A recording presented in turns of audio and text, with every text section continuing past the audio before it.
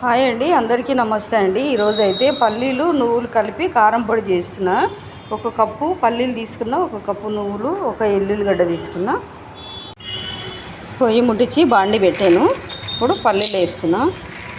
First పల్లీలు వేపుకోవాలి.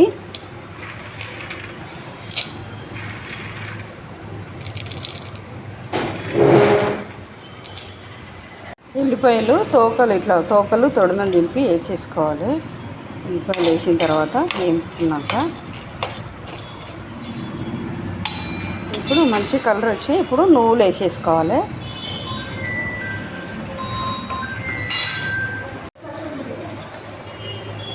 ఇప్పుడు జీలకర్ర కూడా వేసేస్తున్నా. స్పూన్ జీలకర్ర వేసిన అన్నీ వేపుకుని మిక్సీలో పోసుకొని సరిపడా ఉప్పు వేసుకొని మిక్సీ పట్టుకోవాలి. ఇప్పుడు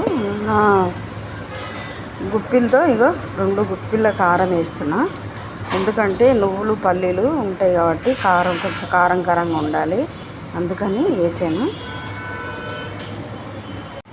పల్లీలు నువ్వులు కారం పొడి రెడీ అండి. దీనికైతే తాలింపు పెట్టాను.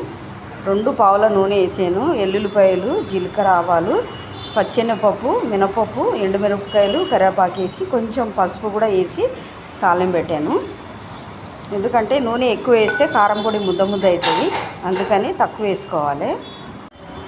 పల్లీలు నువ్వులు కారం పొడి రెడీ అండి. కారం పొడి ఇట్లా కొంచెం రవ్వగా పట్టుకుంటే బాగుంటుంది, మరి మెత్తగా ఉంటే బాగోదు. ఇట్లా రవ్వగా ఉంటే అన్నంలో కలుపుకొని తింటుంటే పంటికి తగిలితే చాలా టేస్ట్గా అనిపిస్తుంది. కారం పొడి అయితే చూడండి, వేడివేడి అన్నంలో వేసుకొని తింటే కూడా ఇంకా బాగుంటుంది. మరి నచ్చితే మీరు కూడా ట్రై చేయండి, లైక్ చేయండి, షేర్ చేయండి. Thank you.